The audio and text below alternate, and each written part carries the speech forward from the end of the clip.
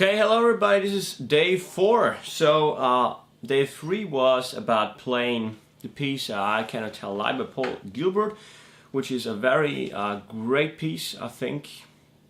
It's very untypical, it has a very interesting rhythm, and what I think is very cool is you really learn to bend and to control it. So, my teacher told me to learn this piece, and he'd be like, yeah, learn this piece because it has very great, it forces you to practice control, because if you play something wrong, you obviously hear it. It's like if you play a Bach piece, you play the wrong notes, you can't improvise. It's at least at the beginning of this piece. And so just for some parts, it has a lot of pre-bands, or it has some pre-bands, and to be honest, I didn't know about that before, what a pre-band was. So and my teacher was like, yeah, try to focus on those one, because and the cool thing is, if someone tells you like do pre-bands, you listen to it and you'd be like, oh, it really has, but if you just listen to the song, you probably wouldn't notice, and you'd be like, why it sounds not the same when I play it along. So for example, at the beginning where it goes like,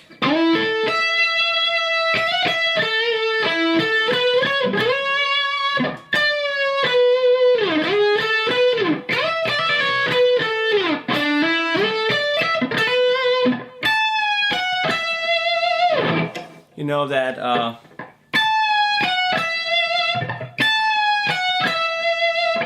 the great thing is, with a pre-band, you actually practice that a lot more. You practice the control, because if you do a half step, it's like, and if you bend regularly, it would be like, so you go, but with the pre-bend, you have to bend to the right place before you hit the note. So you need to know how much you need to bend to hit the right note, and that's a great practice, So if you want to go like, and you'd be like, so now I'm playing the note, and now I'm bending the note.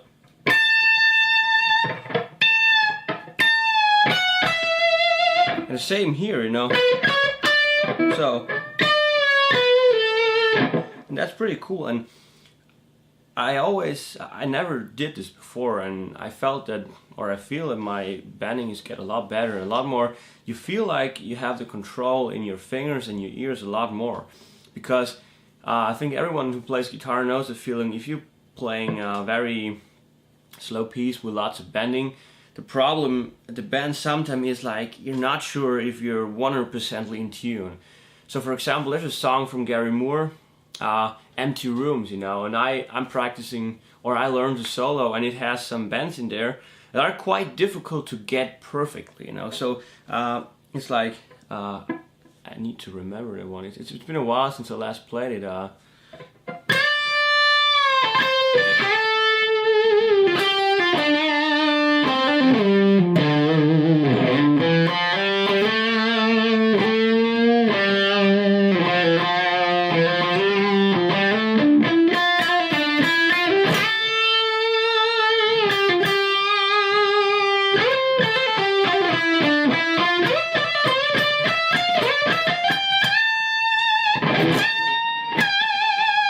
This part is kind of difficult if you play it with your band or in a live situation like I do.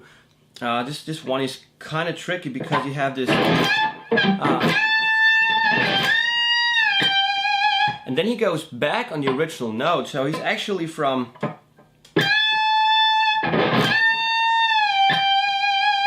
and that's difficult because he goes a half step higher and then go back to the original note. And I don't know why, but it's just difficult in a live situation when you're playing with a band and you can't hear everything perfectly with a backing track.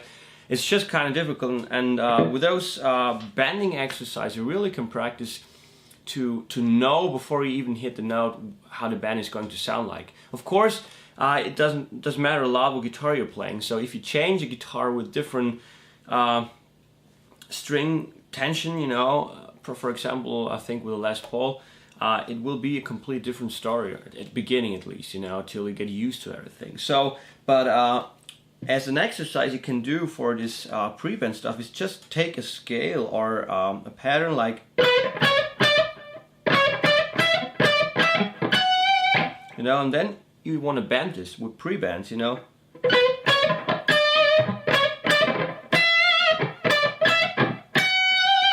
You know, and you really feel so. And then you have to control when you play like.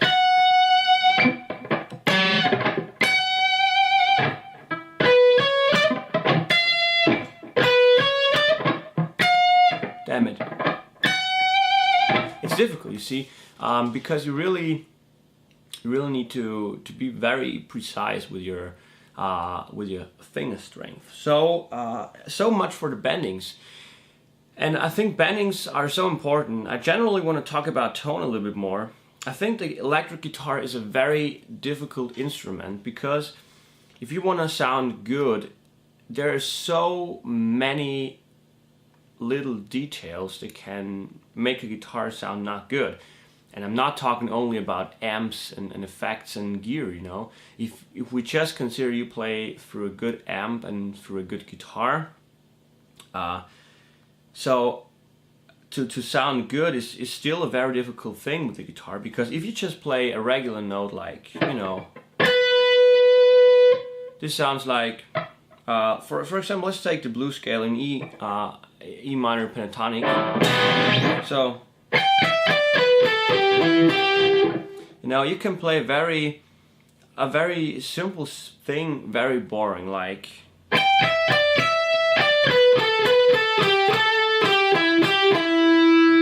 So I did no vibrato and not just, I played the last beautiful I could now. And I think it's on the electric guitar you can use so many tricks to make it sound good, you know. On a piano it's a lot different story, because you can do vibrato, you can do bendings, but on an electric guitar you can go like.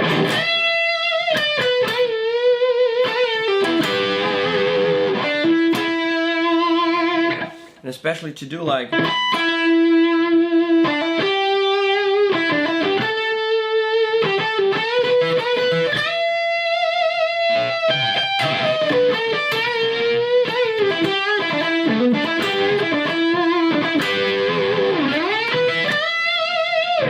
Now I played very with lots of vibrato and everything, but it's still difficult to not overdo the effect, you know, because then people be like, oh, okay, now I got it, you know, he can do vibrato and everything. So I think it's a lot about placing the cool things at the right place and everything. But again, it matters so much how you hold your pick and how you play a note. So for example, if I'm just playing a simple note on the, let's say, D string, you know, because there you can hear pretty good. So if I just hold my pick straight, you know,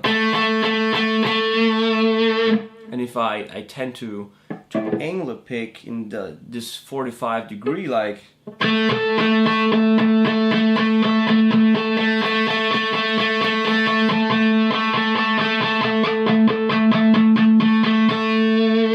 you know, so it's a lot more, it sounds kind of more staccato, you know. And then we have the whole story with muting, you know, which is a very amazing and a very complex tool to mute the strings. And as well, this is like, on the guitar it's difficult, because on the piano you have like 2 pedals or 3 pedals on your foot, you know, and you can go from kind of reverb and just play very dry. But on the guitar you really need to, especially on electric guitar, you need to mute the other strings to play clear. And that's so difficult sometimes, you know, because when you play live and you have a loud amp in your bag with some gain, and of course you have some feedback and everything, and you just play simple notes, it's difficult, because if you play just like, you know, all the notes are actually ringing, and you want to have a kind of power in your playing, because when you play some cool stuff and some bendings and everything, you want to have like a ferocious playing, and you want to just having fun with playing, but you need to mute all the strings. So you can actually use, of course, your angle to make that, or your fretboard hand, but this is all a very complex thing, and I think especially if it comes to faster playing, muting is so important, and I think I haven't realized that so long time ago, because you really need to practice the feeling of how to mute it and how much you should. So for example, if I'm playing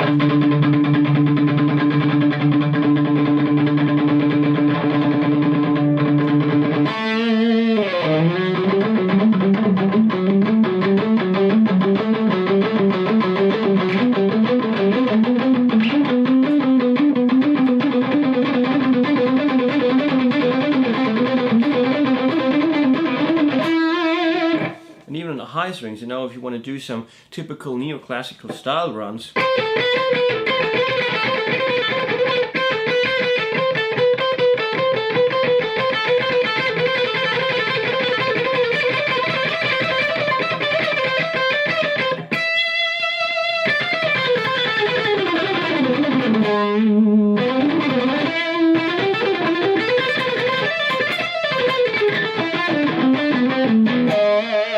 now I'm all muting that a little bit, you know. I'm not be like, back then I played this like,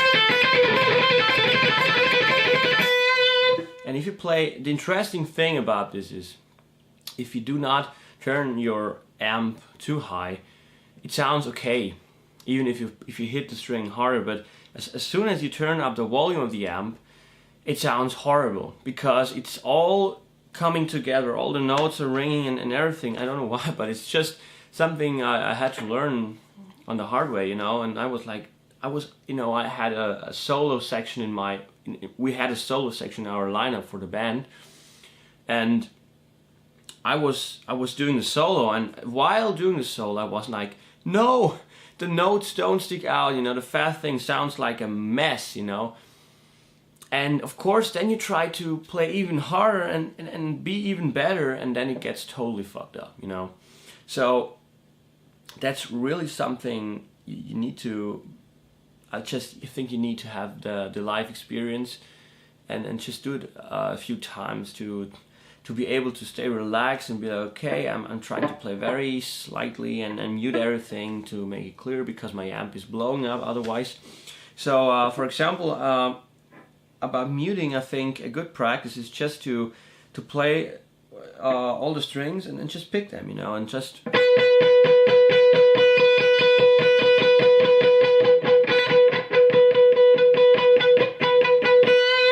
find like a sweet spot and practice that one, you know. So for example, if we play a very simple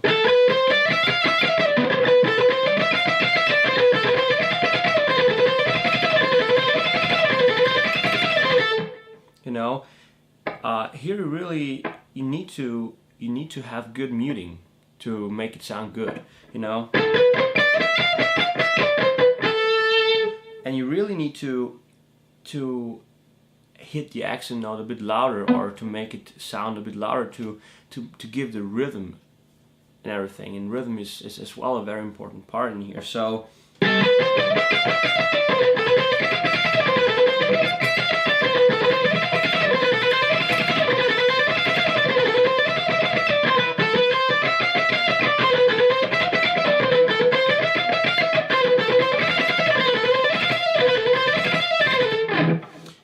this is a pretty cool lick actually, because you pick everything, and because of that you even pick the faster notes here.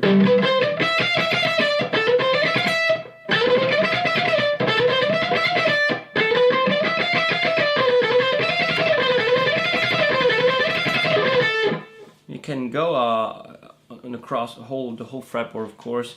I'm just taking again E minor, because it's a pretty cool scale, and so we're staying in the same pattern. So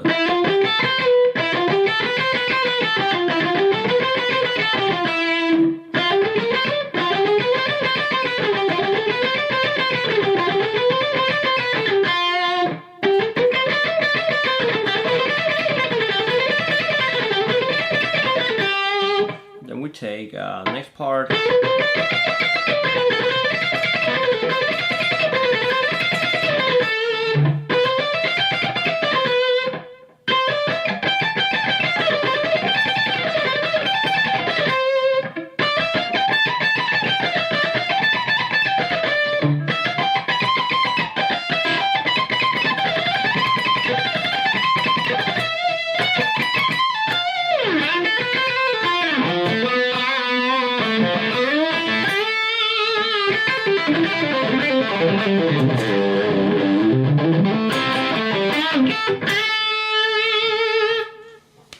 That's a pretty cool one, and I think you work finger speed, you work picking, and you work muting pretty good, because in the high string it's more difficult to mute, I think, and because you can't mute too hard, because then you will make a dead note, you know.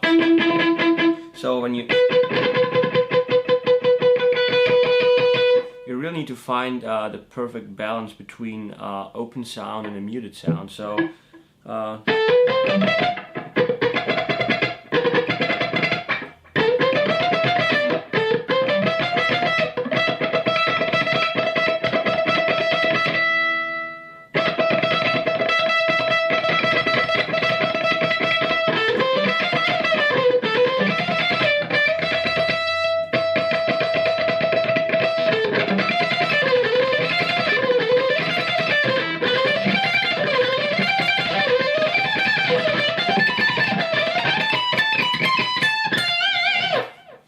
yeah, I need to practice this as well. So it's rhythmically as well pretty good, because you have this trill in there, and I think normally it would probably be like this would be easier to play. So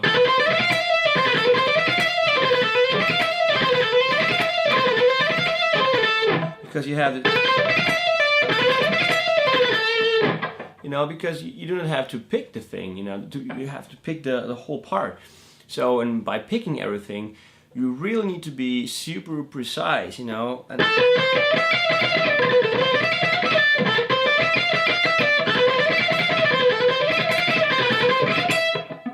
what I did was actually split the lick, so.